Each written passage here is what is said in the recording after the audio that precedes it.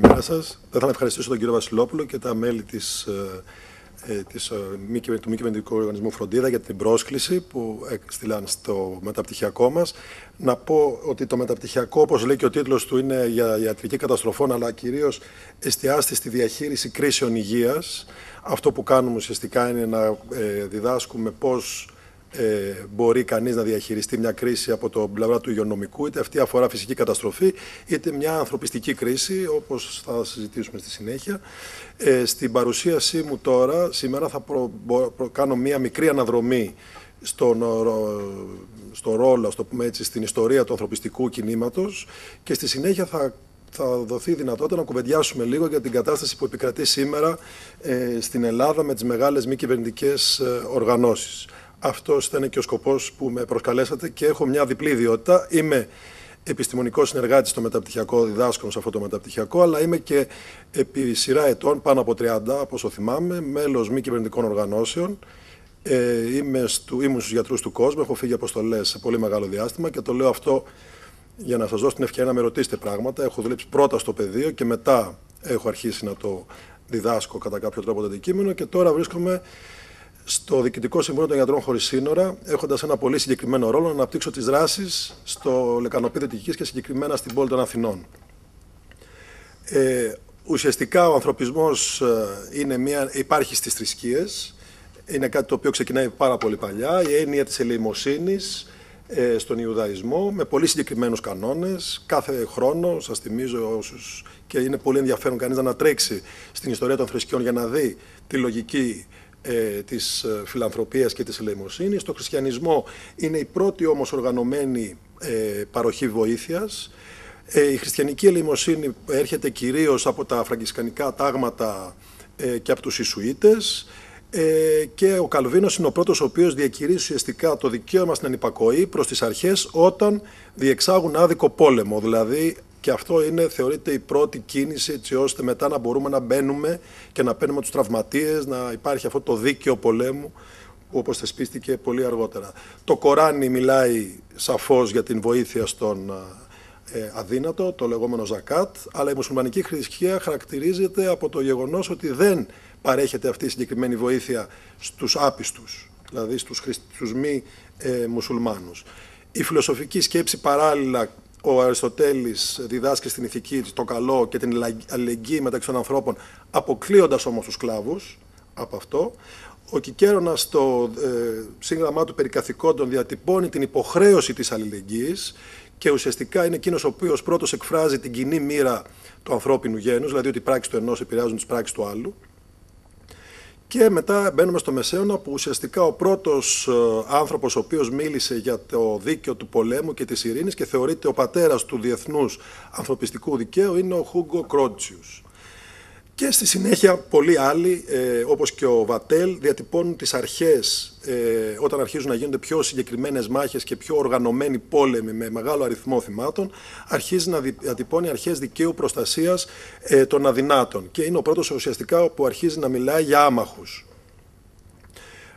Ο ανθρωπισμός ουσιαστικά όμως, περνώντας από την ελεημοσύνη και τη φιλανθρωπία, είναι ένα παιδί του διαφωτισμού. Βολτέρος και Ρουσό είναι οι πρώτοι που διακηρύσουν και εγκαταλείπουν τη θρησκευτική αντίληψη περί ελεημοσύνης, η οποία θεωρεί ότι πρέπει να υπάρχει μια κατάσταση φτωχών ανθρώπων οι οποίοι πρέπει να δέχονται την ελεημοσύνη από τους άλλους. Ο ανθρωπισμός έρχεται να το θέσει λίγο σε αμφισβήτηση αυτό.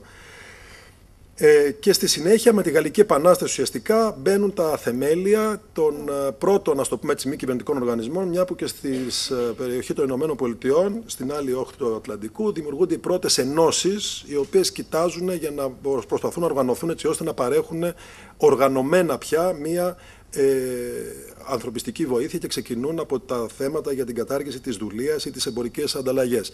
Η συλλογή χρημάτων για το ελληνικό ζήτημα κατά την περίοδο της Επανάστασης του 1821 από τον Σαντομπριάν ουσιαστικά είναι η πρώτη συλλογική έκφραση ιδιωτικής οργανωμένης συμπαράστασης έκφρασης αλληλεγγύης. Τώρα, πριν προχωρήσουμε, να πούμε ποιες είναι οι κοινωνικές κρίσεις και καταστροφές. Δηλαδή, αυτό που πολύ απλά μπορεί να καταλαβαίνετε και να κατανοείτε ως καταστροφή, φυσική καταστροφή, ένα τσουνάμι, ένα σεισμός, ένα οτιδήποτε άλλο, που είναι πάρα πολύ απλό, ένα μεγάλο συμβάν, ένα ατύχημα το οποίο εμπλέκει πολύ μεγάλο αριθμό θυμάτων. Εδώ τώρα μιλάμε για κοινωνικές κρίσεις ή κοινωνιολογικές κρίσεις, όπως θα τις βρείτε στη βιβλιογραφία, ή ανθρωπιστική κρίση, η οποία όμως έχει ένα πολύ συγκεκριμένο ορισμό σύμφωνα με τον Παγκόσμιο Οργανισμό Υγείας και προϋποθέτει ένα θάνατο την ημέρα ανά 10.000 κατοίκους. Δηλαδή, για να μπορέσουμε να μιλήσουμε για ανθρωπιστική κρίση στην Ελλάδα, θα πρέπει να έχουμε 1.000 θανάτους την ημέρα. Έτσι, τάξη μεγέθους, για να καταλάβετε το μέγεθος του προβλήματος, όταν πλέον μιλάμε για ανθρωπιστική κρίση, η οποία τελευταία ανθρωπιστική κρίση ήταν στην Αϊτή, έτσι, η οποία είχε τεράστιο αριθμό θυμάτων κάθε ημέρα για πολύ σύντομο χρονικό διάστημα, πέραν το ότι αφορούσε και μια χώρα η οποία ήταν φτωχή. Οι κοινωνικές κρίσεις σχετίζονται απόλυτα με την ανθρώπινη συμπεριφορά και με την αντίληψη περί ανθρωπίνων δικαιωμάτων, δηλαδή οι γενοκτονίες, οι μαζικές εκτελέσεις κτλ. Που θεωρούνται μπαίνουν σε αυτή την κατηγορία. Και όπως είπαμε, χρησιμοποιείται ο όρος ανθρωπιστικές κρίσεις. Έχοντας πει αυτό, μπαίνουμε να δούμε τώρα λίγο στην πιο πρόσφατη ιστορία. Είναι η μεγάλη πόνη του 19ου αιώνα, ο πόλεμος της Κριμαίας. Πολύ μεγάλος αριθμός Γάλλων νεκρών και η πλειοψηφία τους πέθανε από δυσεντερία. Δηλαδή ήταν ουσιαστικά λόγω έλλειψης συνθηκών υγιεινής, πρόσβαση σε ασφαλές νερό και περίθαλψης κτλ. Μετά έχουμε τη Florence Nightingale, η οποία είναι ουσιαστικά η ιδρύτρια του σώματος της νοσοκόμας, του λειτουργήματος της νοσοκόμας, η οποία γύριζε με το φαναράκι της στον πόλεμο της Κριμαίας και περιέθαλπτε τους ασθενείς. Μια γυναίκα αριστοκρατικής, Αμερικανίδα, πλούσια αριστοκρατικής καταγωγής, η οποία πέρασε και από την Ελλάδα κάποια στιγμή. Υπάρχει κάποιοι που ερευνούν την πορεία της. Μετά πήγε στην Κωνσταντινούπολη και στη συνέχεια πήγε στο πεδίο της μάχης και ήταν εκείνη η οποία ουσιαστικά το βράδυ φρόντιζε τους τραυματίες, οργανώνοντας ένα νοσοκομείο στο Σκουτάρι. Αλλά ουσιαστικά είναι η μάχη του Σολφερίνο το 1859, που υπάρχουν πολλοί τραυματίες Αυστριακοί και ουσιαστικά εκείνο είναι το πρώτο πράγμα, η πρώτη ένδειξη, ας το πούμε έτσι, απάνθρωπης συμπεριφοράς, όταν οι Γάλλοι στρατιωτικοί εμπόδισαν τους Αυστριακούς γιατρούς να περιθάλψουν τους τραυματίες. Και εκεί ο Ερίκος Ντινάν, ο Ζαν Χενρί Ντινάν, ο οποίος ζούσε στη Γενέβη, ένας Ελβετός, αποφασίζει, γράφει το αναμνήσια το Σολφερίνο και παίρνει το πρώτο βραβείο Νόμπελ Ειρήνης το 1901 και ιδρύει ουσιαστικά το 1863 τον Διεθνή Ερυθρό Σταυρό, και περνάμε από μια πιο από τις ατομικές, ας το πούμε έτσι, και σποραδικά συλλογικές εκδηλώσεις ανθρωπιστικής δράσης σε μια οργάνωση η οποία είναι πολύ οργανωμένη πλέον, όπως είναι ο Ερυθρός Σταυρός, και στην αρχή είναι μόνο ο Ερυθρός Σταυρός και μετά το 1877 μπαίνει και το σύμβολο της Ερυθράς Ημισελήνου δίπλα στον Ερυθρό Σταυρό για τα μουσουλμανικά κράτη, και τώρα μπαίνει και το άστρο του, έχει μπει μάλλον και το άστρο του Δαβίδ για να υποδηλώνει και τους Ισραηλίτες, τον Ιουδαϊσμό. Ουσιαστικά οι πρώτες οργανωμένες παρεμβάσεις συλλογικές μη κυβερνητικών οργανισμών σε μια μαζική κρίση γίνονται από τον Ερυθρό Σταυρό κατά τη διάρκεια του Πρώτου Παγκοσμίου Πολέμου. Θυμόμαστε την υπηρεσία αναζητήσεων του Ερυθρού Σταυρού και στον Πρώτο και στο Δεύτερο Παγκόσμιο Πόλεμο. Εκεί υπήρξε μεγάλη ανάγκη, γιατί λόγω της μεγάλης έκτασης θυμάτων σε άμαχους διαλύθηκαν οικογένειες και μετά ψάχνονταν. Οπότε αυτό ήταν η πρώτη υπηρεσία που ίδρυσε ο Ερυθρός Σταυρός, η οποία υπάρχει και σήμερα, ενεργοποιείται ακόμα και τώρα και έχει μεγάλη αποτελεσματικότητα στον πόλεμο της πρώην Ιουγκοσλαβίας με τα κράτη που πολέμησαν, Βοσνία, Ερζεγοβίνη κλπ. Υπήρξε αντίστοιχα πολύ μεγάλος αριθμός κυρίως παιδιών που χάθηκαν από τις οικογένειες και ο Ερυθρός Σταυρός βοήθησε. Στο Δεύτερο Παγκόσμιο Πόλεμο, παρόλο που ο Ερυθρός Σταυρός είχε μια πολύ σημαντική δράση, όπως βλέπετε μοίρασε σχεδόν 33 εκατομμύρια δέματα, κατηγορήθηκε όμως ο Ερυθρός Σταυρός ότι δεν αντιστάθηκε, ενώ θα μπορούσε, κατά πολλούς στο έσχος που συνέβη στα στρατόπεδα συγκέντρωσης. Γιατί εκεί έμπαιναν, έβλεπαν και είχαν, τηρώντας την στάση της ουδετερότητας, γιατί τα πρώτα ανθρωπιστικά κινήματα και ο Ερυθρός Σταυρός έλεγε κρατάμε την ουδετερότητα.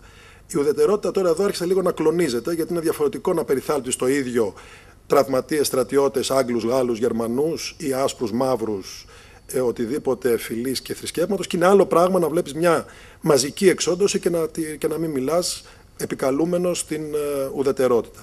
Δεν έγινε επίτηδες, έτσι, έχει συζητηθεί πολύ αυτό, ήταν μάλλον μια κακή ερμηνεία της ουδετερότητας.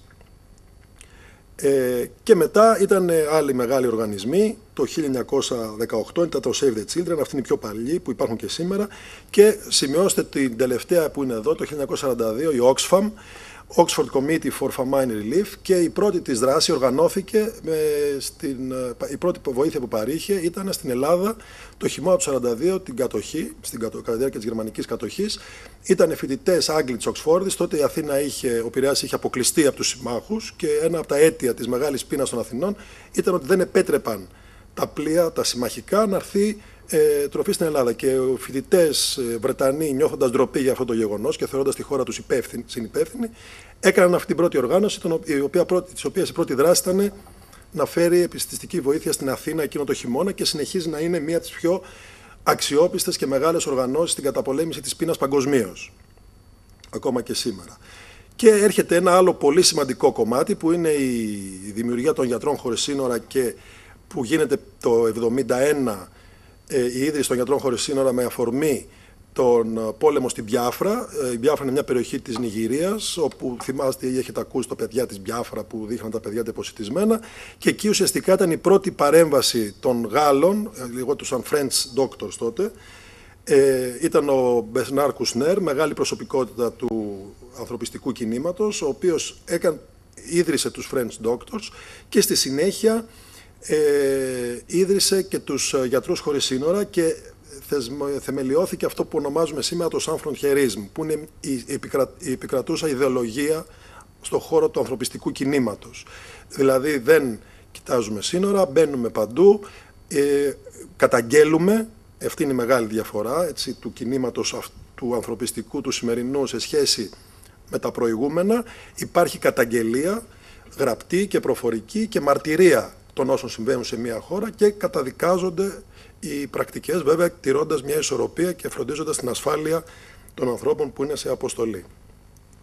Η πρώτη δράση μια από τις δράσεις ήταν στο Αφγανιστάν, που τότε ελέγχονταν από τις σοβιετικές δυνάμεις και είχε συζητηθεί πάρα πολύ, των French Doctors, και μετά η πρώτη παρέμβαση που έγινε σε χώρο της Σοβιετικής Ένωσης, το σεισμό της Αρμενίας, όπου, όπως ξέρετε, πολύ δύσκολα πέρναγε βοήθεια να μπει στις περιοχές εκείνες κατά τη διάρκεια της Σοβιετικής Ένωσης. Και μετά γίνεται ένα σχίσμα στους Γιατρούς Χωρίς Σύνορα, διαφωνούν πολιτικά και ιδρύονται οι Γιατροί του Κόσμου.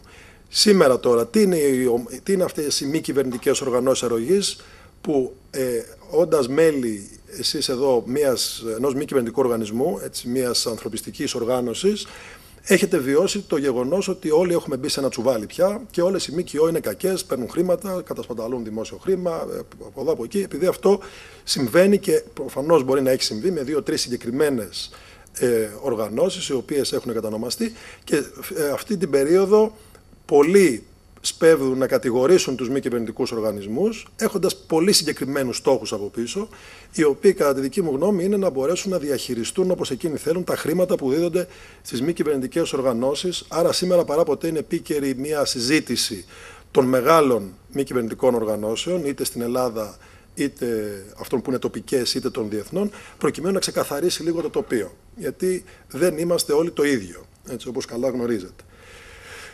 Υπάρχει μια πολύ μεγάλη συζήτηση αν η δράση των μη κυβερνητικών οργανισμών πλέον είναι επίγουσα ή αναπτυξιακή βοήθεια. Ξέρουμε όλοι ότι υπάρχουν οργανώσεις οι οποίες δραστηριοποιούνται στην ανάπτυξη των χωρών. Έτσι. Σας θυμίζω στον πόλεμο του Κωσόβου, αμέσως μετά δραστηριοποιήθηκαν περίπου 400 μη κυβερνητικές οργανώσεις, οι οποίες ήταν η μία για την ανοικοδόμηση των δρόμων, η άλλη ήταν για να περνάει τα καλώδια. Έτσι. Υπήρξε μια πολύ μεγάλη συζήτηση και για τα μέλη των οργανώσεων αυτών που ήταν με τα τζιπ, οι γιάπηδες, ας το πούμε έτσι, που αλώνιζαν την περιοχή εκείνη, ουσιαστικά προσωπώντας εταιρείες, αλλά έβγαινε μπροστά το πρόσωπο μη κυβερνητικών οργανισμών για να μην προκαλέσουν. Το ίδιο κάνει και ο στρατός, και ο Αμερικανικός και όλοι οι στρατοί, στο πλαίσιο των πολέμων που διεξάγουν και στο Ιράκ και στο Αφγανιστάν. Βλέπετε ότι χαϊδεύουν παιδιά, κάνουν ανθρωπιστική αυτή, το οποίο είναι ένα άλλο θέμα συζήτησης, κατά πόσο ένα στράτευμα σε εκστρατεία κιόλας όταν κάνει πόλεμο μπορεί να έχει και ανθρωπιστικό προφίλ. Έτσι. Το οποίο είναι ένα πρόβλημα μεγάλο. Αυτό που λέμε ο ανθρωπισμός εντός εισαγωγικών των στρατιωτικών δυνάμεων, οι λεγόμενοι peacemakers, που είναι στη Σομαλία, στη Βοσνία, στο Κόσοβο, και εκεί είναι λίγο συζητήσιμο κατά πόσο αυτοί παρέχουν ανθρωπιστικό έργο, γιατί πολύ συχνά συγχέεται ο ρόλος του στρατιώτη με του ανθρωπιστή, βγαίνουν έξω και είναι ένα θέμα το οποίο συζητιέται. Σήμερα λοιπόν οι καταστροφές δεν αντιμετωπίζονται μυρολατρικά, είτε είναι κοινωνικές είτε είναι φυσικές, αλλά σαν κρίσεις που μπορεί να προληφθούν. Έτσι, οποιαδήποτε κρίση και αν είναι αυτή, όταν στην Ελλάδα υπάρχουν στοιχεία τα οποία μπορούμε να δούμε και να διαγνώσουμε μια επερχόμενη κρίση, μπορούμε να παρέμβουμε, δεν περιμένουμε τη μοίρα μας να δούμε ότι ξέρεις, αυτό τελικά όσα συμβαίνουν θα οδηγήσουν παράδειγμα σε μείωση της εμβολιαστικής κάλυψης των παιδιών. Είναι γεγονός. Αυτό συμβαίνει. Αν πάρει κανείς τα νούμερα της φαρμακαποθήκης, βλέπει ότι τα εμβόλια μειώνονται και αγοράζονται όλο και λιγότερα. Άρα είναι θέμα χρόνου να έχεις μείωση της εμβολιαστικής κάλυψης. Το ίδιο συμβαίνει και με τον προγεννητικό έλεγχο. Οι γυναίκες δεν κάνουν προγεννητικό έλεγχο, περάσαμε από τη μια άκρη στην άλλη τώρα. Έτσι. Εκεί που κάνουν κάθε μήνα ένα υπερηχογράφημα, τώρα δεν το κάνουν γιατί για οικονομικούς λόγους. Η παροχή βοήθειας δεν είναι εκδήλωση ελέους ή φιλανθρωπίας, αλλά καθήκον αλληλεγγύης. Η αρρωγή στους πληγέντες δεν είναι ελεημοσύνη, δικαίωμα των πληγέντων. Και η ανθρωπιστική βοήθεια δεν είναι μια ευκαιριακή αποκατάσταση της βλάβης, αλλά είναι ένα συστατικό μέρος γενικότερης μακροπρόθεσμας αναπτυξιακής προσπάθειας. Δηλαδή δεν πάμε και εμφανιζόμαστε κάπου, δημιουργούμε μια δομή και στη συνέχεια μετά από 2 χρόνια φεύγουμε αφήνοντας ένα κενό το οποίο δεν θα αναπληρωθεί ποτέ από τις χώρες οι οποίες έχουν δεχθεί τη βοήθεια. Υπάρχει αρχή δηλαδή του δεν κάνω τίποτα αν δεν είμαι σίγουρος ότι αυτό μετά θα έχει μια βιωσιμότητα και θα μπορέσει να υποστηριχτεί, γιατί είναι πολύ χειρότερο να κλείσεις μια δομή και να μην μπορείς να τη συντηρήσεις. Είναι μια θεμελιώδης υποχρέωση και το σημερινό σκηνικό, να μην σας κουράσω άλλο, είναι οι κρατικοί οργανισμοί ανθρωπιστικής αναπτυξιακής βοήθειας, όλα τα μεγάλα κράτη, οι Ηνωμένες Πολιτείες, οι Γάλλοι, οι Ισπανοί, οι Ολλανδοί έχουν πολύ μεγάλο οργανισμό, η ΔΑΣ, η ελληνική, η οποία έχει ένα, ας μου επιτραπεί η έκφραση, έτσι, πώς να το πω έτσι εύσχημα, ένα περίεργο προφίλ. Έχετε ακούσει ότι έχει κατηγορηθεί κατά καιρούς ότι έκανε παρεμβάσεις εξυπηρετώντας πολύ ξεκάθαρα τα συμφέροντα του ελληνικού κράτους. Δηλαδή κάναμε, ξέρω εγώ, στο Σινά, στο όρο Σινά, τι είναι αυτό, στο ναό της Αγίας Εκατερίνης. Πηγαίναμε εκεί που υπήρχαν χριστιανοί, το οποίο είναι ενάντια στις αρχές του ανθρωπιστικού κινήματος. Έτσι, το να έχεις από πίσω ένα θρησκευτικό κίνητρο ή πολιτικό ή οτιδήποτε άλλο. Πηγαίναμε, ξέρω εγώ, στην Αλεξάνδρεια, στους αδελφούς Αιγυπτιώτες κλπ. Αυτό είναι λίγο το λέω έτσι για να δείξω ότι δεν πρέπει να είναι αυτό το κριτήριο. Και αυτό ισχύει βέβαια και για τους υπόλοιπους. Και μετά υπάρχουν οι διεθνείς οργανισμοί αρρωγής, Ηνωμένων Εθνών, η Ευρωπαϊκή Ένωση, η Παγκόσμια Τράπεζα και οι μη κυβερνητικές οργανώσεις. Και τελευταία έχουν αρχίσει και μπαίνουν τα μεγάλα ιδρύματα, το Bill Gates Foundation, το οποίο αυτή τη στιγμή, να σας πω ότι είναι ο οργανισμός ο οποίος έχει την κύρια ευθύνη του εμβολιασμού των παιδιών της Αφρικής. Δηλαδή και κυρίως για την πολιομιελίτιδα. Δηλαδή αυτή τη στιγμή εκπονεί το μεγαλύτερο πρόγραμμα εμβολιασμού κατά της πολιομιελίτιδας στον λιγότερο ανεπτυγμένο κόσμο. Το οποίο επίσης είναι συζητήσιμο. Έτσι. Και στην Ελλάδα το οποίο είναι πολύ συγκεκριμένο, υπάρχουν πολλές χιλιάδες μη κυβερνητικοί οργανισμοί. Οι γιατροί χωρίς σύνορα, γιατροί του κόσμου, Διεθνής Αμνηστία, Action Aid, Oxfam είναι από αυτούς που έχουν μια διεθνή εκπροσώπηση. Εδώ είναι διεθνείς οργανισμοί μεγάλοι και φυσικά ο Ερυθρός Σταυρός, για τον οποίο μίλησα περισσότερο. Και από εκεί και πέρα υπάρχουν οι μικρότερες οργανώσεις, ΣΕΛΕΠΑΠ, ο ΚΑΝΑ, 18 Άνω, οι Άρσεις. Έχω τονίσει λίγο αυτές που έχουν μια, ας το πούμε έτσι, πιο περιθωριοποιημένη, μια προσφορά σε περιθωριοποιημένες ομάδες, δηλαδή σε ομάδες που δεν ασχολείται πάρα πολύ ο κόσμος, έτσι είναι λίγο πιο άκρη. Είναι το Ιατρικό Κέντρο Αποκατάστασης Θυμάτων Βασανιστήριων, η ΒΑΒΕΛ, που είναι η μόνη οργάνωση η οποία παρέχει ψυχιατρική υποστήριξη σε μετανάστες, έτσι, σε ανθρώπους που δεν μιλάνε την ελληνική γλώσσα ουσιαστικά, και διάφοροι άλλοι. Τώρα, ποια είναι τα θέματα προς συζήτηση? Φιλανθρωπία ή ανθρωπιστική πολιτική? Έτσι, δηλαδή, κάνουμε φιλανθρωπία ως μη κυβερνητικοί οργανισμοί. Αυτός είναι ο ρόλος. Ο ρόλος του Ιατρικού Συλλόγου είναι να βγαίνει και να κάνει γιατρία κοινωνικής ιατρικής εύκολα και γρήγορα σε όλες τις περιοχές της Ελλάδας, σε συνεργασία με την Εκκλησία, χωρίς να βάζει κριτήρια και αφήνοντας απ' έξω ομάδες οι οποίες έχουν ανάγκη? Τι εννοώ? Πρέπει αυτά τα γιατρία να έχουν έναν αυστηρό έλεγχο από κοινωνικούς λειτουργούς και να μπαίνουν πραγματικά αυτοί που δεν έχουν πρόσβαση στο σύστημα υγείας. Δηλαδή αυτός που είναι ανασφάλιστος. Γιατί διαφορετικά και αυτός που έχει ασφάλεια πρέπει να πάει κάπου αλλού, γιατί δικαιούται να πάει κάπου αλλού, να πάει στο Αγία Σοφία και να πιέσει και το σύστημα να αναλάβει τις ευθύνες του, και πηγαίνοντας σε μια μη κυβερνητική οργάνωση χωρίς να το δικαιούται, παίρνει τη θέση κάποιου άλλου, ο οποίος μένει έξω. Έτσι, άρα το να θεθούν αυστηρά κριτήρια στην ανθρωπιστική παρέμβαση είναι προτεραιότητα. Άρα το ότι κάνω μια συλλογική προσπάθεια στην κρίση και αυτά και μοιράζουμε γάλα όλοι μαζί, ξέρω εγώ, εδώ και αυτά, είναι χειρότερο από το να μην κάνουμε τίποτα. Έτσι, πρέπει να υπάρχουν συντονισμένες δράσεις με κριτήρια, να γίνει η αξιολόγηση των αναγκών, να διαπιστωθούν οι ανάγκες και στη συνέχεια να γίνει παρέμβαση, η οποία θα πρέπει και να αξιολογηθεί. Αυτό λοιπόν τα κριτήρια επιλογής δράσεων. Τα κριτήρια επιλογής εθελοντών, δηλαδή πλέον η άποψη ότι οι εθελοντές είναι κάτι καλά παιδιά τα οποία δεν ξέρουν ιατρική ή δεν ξέρουν ψυχολογία ή δεν ξέρουν τίποτα, είναι καλά παιδιά όμως, έχει περάσει και στην Ελλάδα. Στον υπόλοιπο κόσμο δεν υπήρχε ποτέ. Οι εθελοντές ήταν πάντα επαγγελματίες υψηλότατου επίπεδου, να μην πω και υψηλότερου θα έπρεπε να είναι από τους αμοιβόμενους, έτσι, γιατί είναι ανήθικο να προσπαθείς να παρέχεις χαμηλό επίπεδο υπηρεσίες σε ανθρώπους οι οποίοι δεν έχουν άλλη επιλογή. Μόνο και μόνο αυτό είναι η αλφαβήτα του εθελοντή. Ανεξαρτησία των οργανώσεων, πόσο είναι δόκιμο μια οργάνωση να χρηματοδοτείται από την Ευρωπαϊκή Ένωση για ένα πρόγραμμα υποδοχής προσφύγων. Τι θα κάνει, τι κριτήρια θα βάλει περί παράνομων και μη παράνομων μεταναστών. Αφαιρείται αυτόματο ο καταγγελτικός ρόλος, άρα η χρηματοδότηση των οργανώσεων είναι από μικροχρηματοδότες, αυτή είναι η λύση, δηλαδή μικροί δωρητές. Είναι καλύτερο το 1 ευρώ από 10.000 ανθρώπους παρά ένα πρόγραμμα του Υπουργείου Υγείας. Σου δίνει ανεξαρτησία και μπορείς να κάνεις το πρόγραμμα που πρέπει να κάνεις. Και η χρηματοδότηση είναι ένα πολύ μεγάλο ζήτημα. Και τελευταία έχει μπει και στο παιχνίδι, έχουν μπει τα προγράμματα κοινωνικής εταιρικής ευθύνης, ακολουθώντας την Αμερική, που απαγορεύει στις εταιρείες να κάνουν ακόμα και φορολογική δήλωση αν δεν έχουν ένα ποσοστό στον ισολογισμό τους, αν δεν δείχνουν ότι ένα μέρος των εσόδων τους γυρίζει πίσω, αυτό που λέμε κοινωνική εταιρική ευθύνη. Οπότε έρχονται τώρα σε εμάς και λένε: ξέρεις, θα κάνεις ένα πρόγραμμα στα ορεινά Γρεβενά, γιατί ο πρόεδρος του Διοικητικού Συμβουλίου της οργάνωσης κατάγεται από εκεί και θα πρέπει να πάτε να βάλετε γυαλιά στη γιαγιά. Πού είναι εκεί και τα. Έτσι. Αυτό συμβαίνει.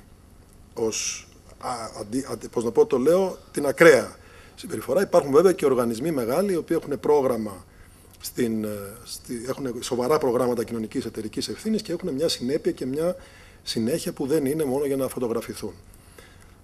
Εγώ δεν έχω να πω κάτι άλλο, τελειώνω εδώ. Ελπίζω να μην σας κούρασα. Και ο κύριος Φακιανός είπα ότι θα χειροκροτείτε και στην αρχή. Λοιπόν, ερωτήσεις, ναι, θα ήθελα να παρακαλέσω να κάνετε τις ερωτήσεις, γιατί ίσως χρειαστεί να πάω στο νοσοκομείο, οπότε μπορώ να μην μείνω μέχρι το τέλος του τραπεζιού.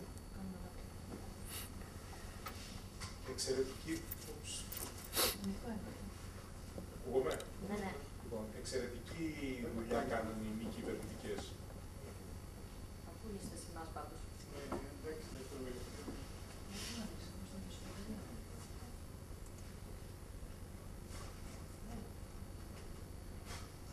Τέλος πάντων, θα μιλήσω δυνατά. Πολύ εξαιρετική δουλειά κάνουν κατά κανόνα μη κυβερνητικές οργανώσεις. Προφανώς έχουν παρισφρήσει και διάφοροι για άλλους λόγους κατά καιρούς, αλλά αυτό δεν μειώνει την προσφορά των μη κυβερνητικών οργανώσεων.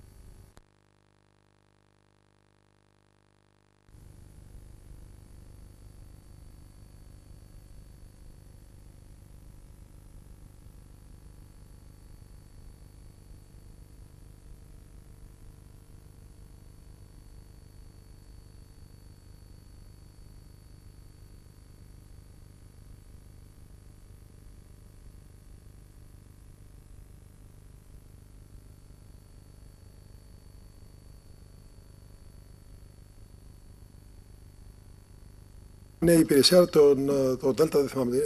υπηρεσία διαχείρισης ανθρωπιστικού σχεδιασμού, ανθρωπιστικής βοήθειας. Ουσιαστικά, όπως είπαμε, κάθε χώρα, κάθε οργανωμένο κράτος είναι υποχρεωμένο, βάσει του καταστατικού χάρτη των Ηνωμένων Εθνών, να παρέχει βοήθεια σε ασθενέστερες χώρες. Έτσι και η Ελλάδα δίνει, όσο και αν σας φαίνεται περίεργο, βοήθεια υποχρεωτικά, ας το πούμε έτσι, και έχει μια μονάδα, την ΙΔΑΣ, η οποία είναι στο Υπουργείο Εξωτερικών, υπάρχει ένας διευθυντής στην ΙΔΑΣ, η οποία καθόριζε την πολιτική.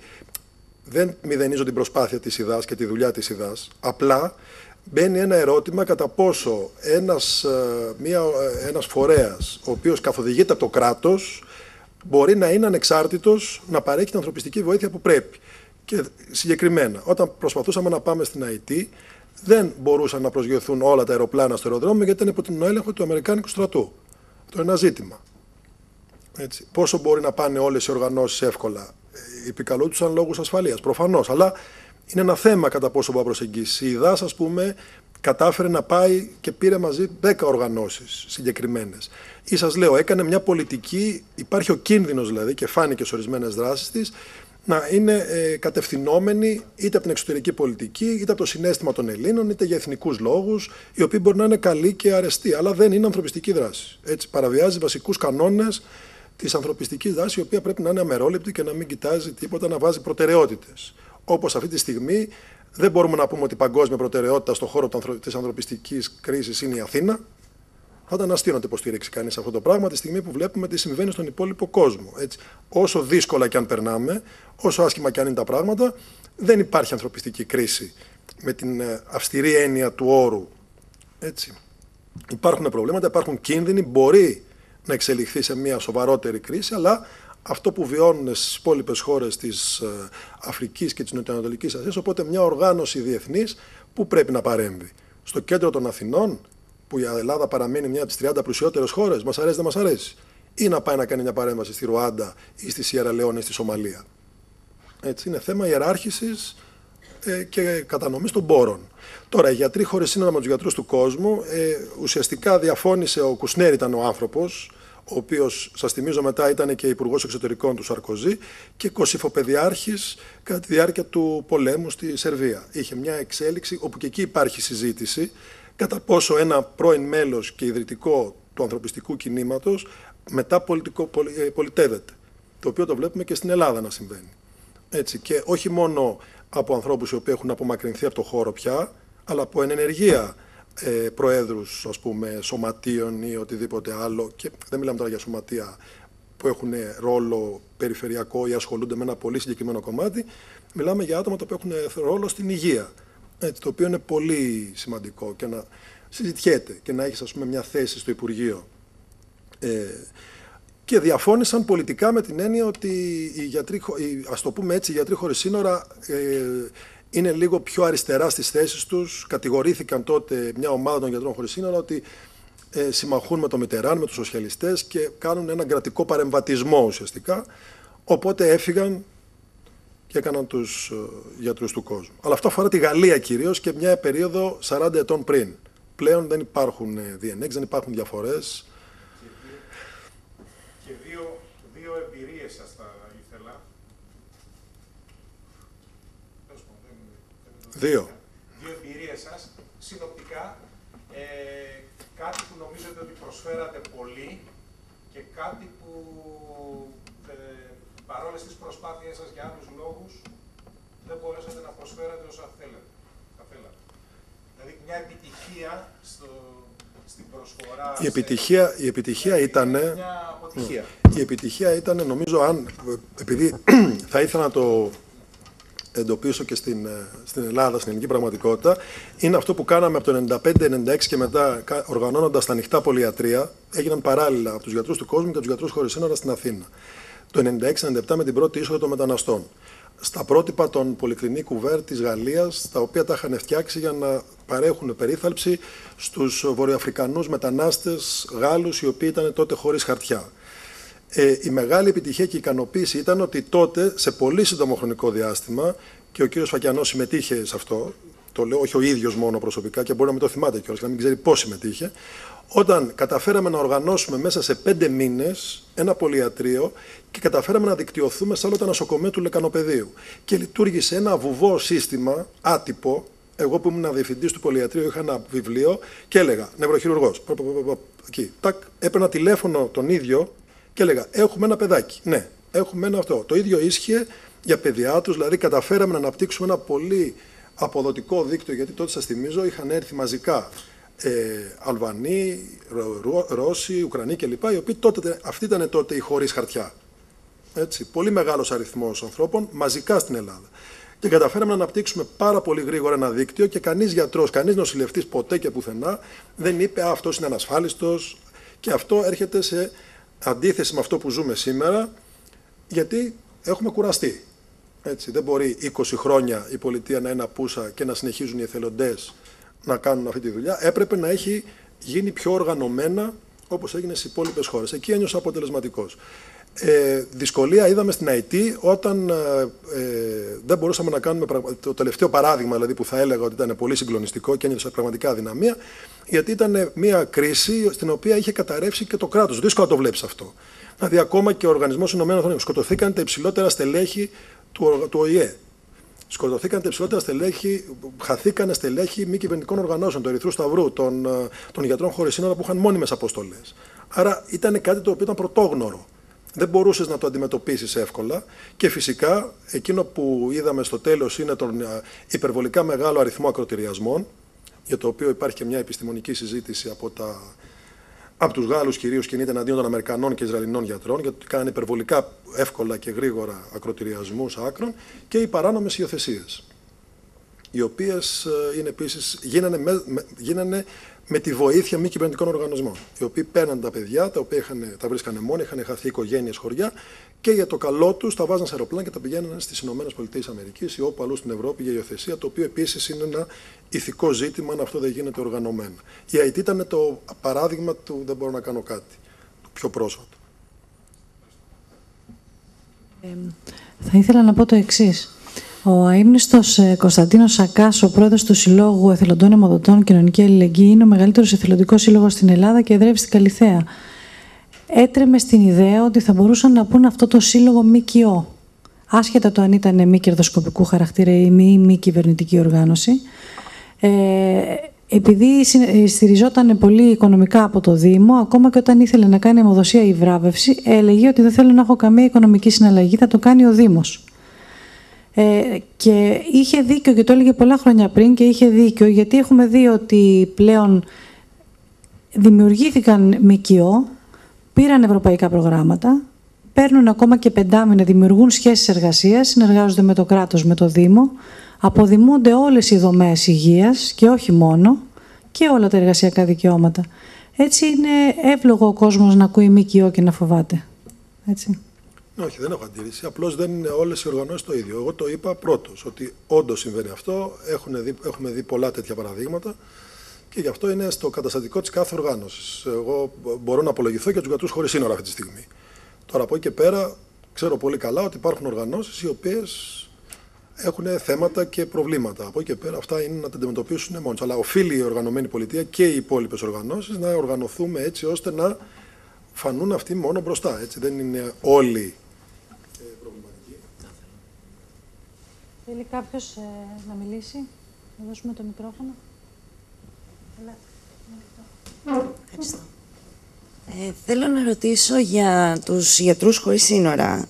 Βασικά τα κριτήρια επιλογής εθελοντών και αν υφίσταται, αν υπάρχουν ψυχοθεραπευτές για θέματα μετατραυματικού στρες και τέτοια πράγματα. Η συγκεκριμένη οργάνωση έχει μειώνοντας προγράμματα στην Ελλάδα. Οι γιατροί χωρίς σύνορα, τα προγράμματα που είχαμε στην Ελλάδα τα δώσανε τώρα στο Πράξης. Η μετεξέλιξη, ας το πούμε, των γιατρών χωρίς σύνορα είναι το σημερινό Πράξης. Κληρονόμησε, ας το πούμε έτσι, τα γιατρία στην πλατεία Βικτωρίας. Εκεί υπάρχουν προγράμματα ψυχοθεραπείας κλπ. Και υπάρχουν πολλοί εθελοντές ψυχολόγοι και τα κριτήρια εκεί είναι λίγο πιο ελαστικά με την έννοια της διαθεσιμότητας. Γιατί όταν πρόκειται να φύγει κανείς για αποστολή στο πεδίο, σε χώρες Αφρικής, είναι απαραίτητη διαθεσιμότητα εξάμηνη ή τρίμηνη τουλάχιστον. Δηλαδή δεν μπορεί κανείς να ξεκινήσει να πάει σε μια αποστολή στην υποσαχάρια Αφρική για 10 μέρες, εκτός αν είναι μια μαζική καταστροφή και πάει να βοηθήσεις γι' αυτό. Στις οργανωμένες αποστολές, επειδή κρατούν αρκετά μεγάλο χρονικό διάστημα, πρέπει να υπάρχει μεγάλη διαθεσιμότητα.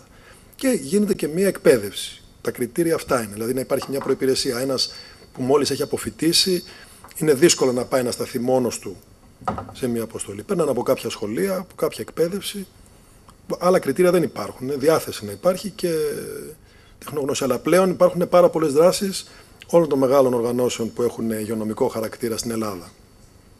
Οπότε κανείς μπορεί να ξεκινήσει από εκεί και σιγά σιγά να μπορέσει να αποκτήσει την ανάλογη εμπειρία.